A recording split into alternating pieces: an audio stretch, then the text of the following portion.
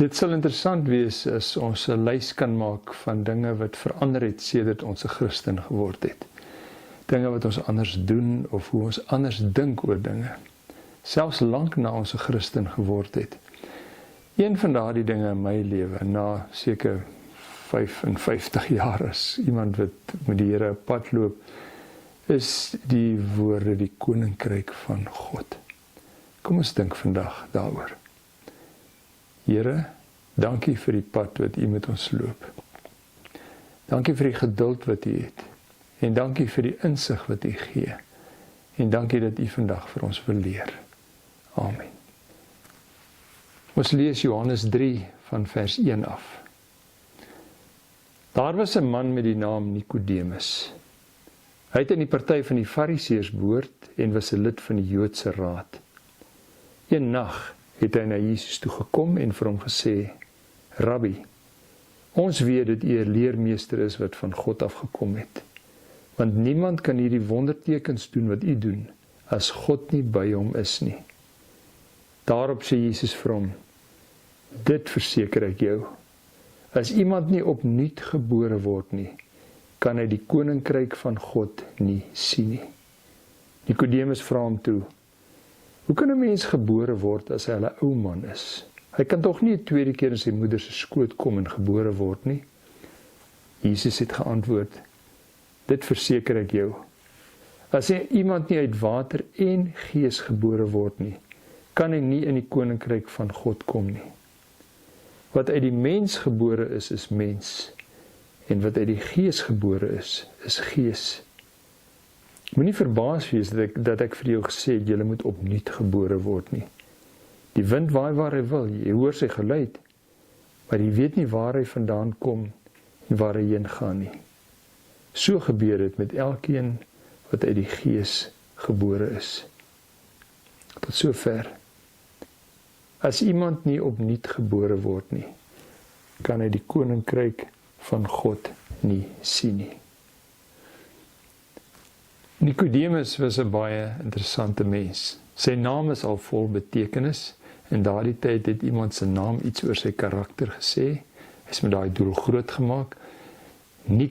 Nike, soos ons dit ken uit die sportwêreld, beteken oorwinning in Grieks.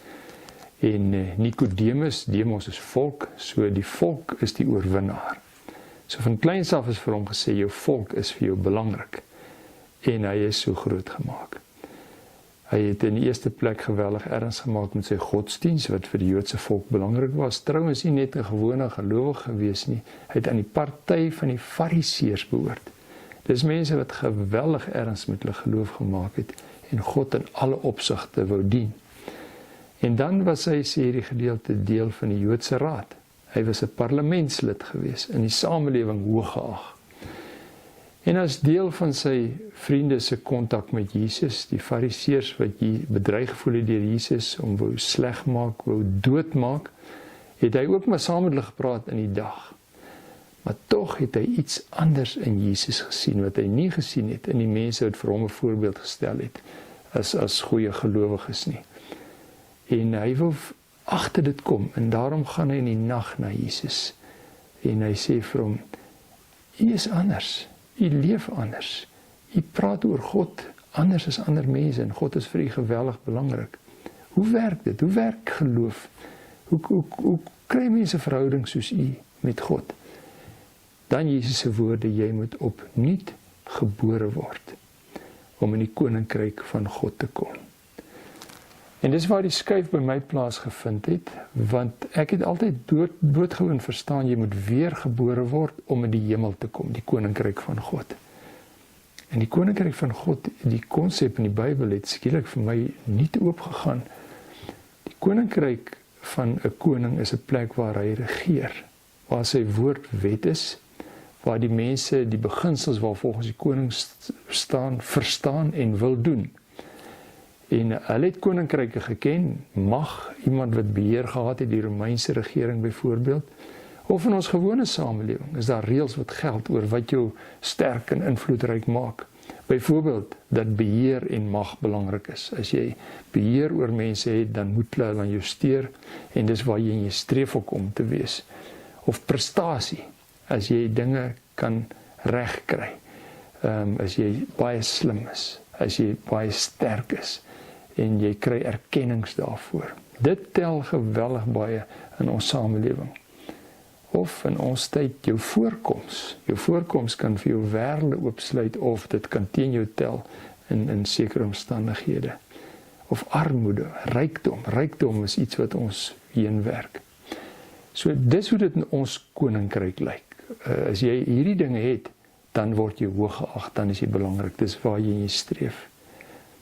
Maar die koninkryk van God is 'n alternatiewe lewensplek, lewenstyl. Dinge doen soos God dit wil hê. En dit word uiteindelik die roeping van mense wat God volg, is dit hulle deel word van die koninkryk van God en die nuwe reëls leer ken van God se koninkryk, anders as die wêreld se koninkryk. So Jesus sê vir Nikodemus, om hiervan deel te word, moet daar heeltemal iets in jou denksysteem gebeur. Jy moet weergebore word. En Nikodemus vra hom, weergebore word. Jesus sê, ja, dit is soos jy gebore is as mens, het jou mens gemaak het, is daar 'n tweede geboorte nodig.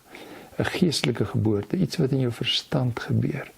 Maar dit is 'n nuwe begin en dit is 'n nuwe kyk na dinge. In die koninkryk van God geld heeltemal nuwe reëls. Mense waarde word nie aan hulle prestasie gekoppel nie.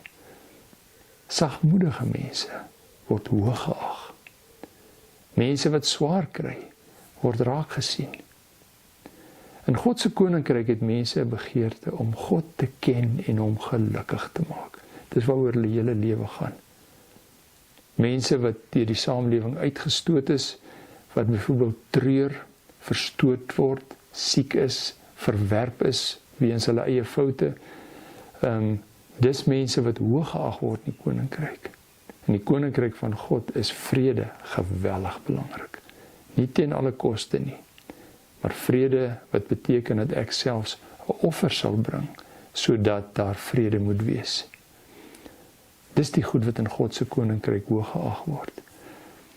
So in ons geestelike lewe is daar natuurlik die keer na Jesus toe. Maar dan is daar 'n tweede ding, en dit is die besluit om heeltyd nie te dink oor alles wat ons doen. Nie noodwendig ander dinge te doen nie, die gewone dinge te doen, gewone kontak te hê met my familie en met mense en met my werk, met my lewensingesteldheid. Maar oor elkeen van daardie fasette voortdurend nie te dink. En dis hoe die koninkryk van God lyk.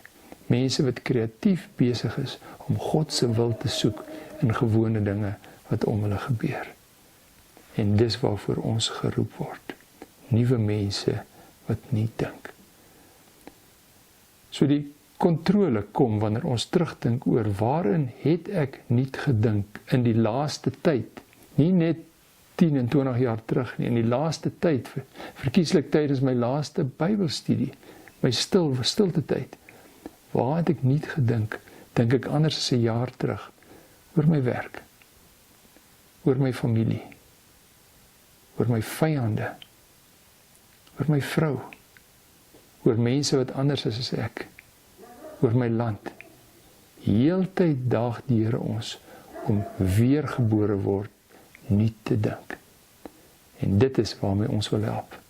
Ons wil deel wees van die koninkryk van God, God se manier van dink. En die heeltyd moet ons help om ons denke te skuif. Die wêreld het 'n houvas op ons, 'n trekkrag. Hy trek ons in 'n sekere rigting en die heeltyd gaan ons teen daardie rigting in, dink ons nie in God se rigting. Kom ons lyk soos mense wat deel is van God se koninkryk. Here, U regering is die wonderlikste. Die beheer wat U het, dis wat die wêreld nodig het. En ons het dit ook nodig, maar ons wil meer as dit doen. Ons wil deel word daarvan. Ons wil dit ook skep vir die wêreld. Help vir ons as U kinders, om U nuwe leefstyl ons eie te maak. Ons bid dit in Jesus se naam. Amen.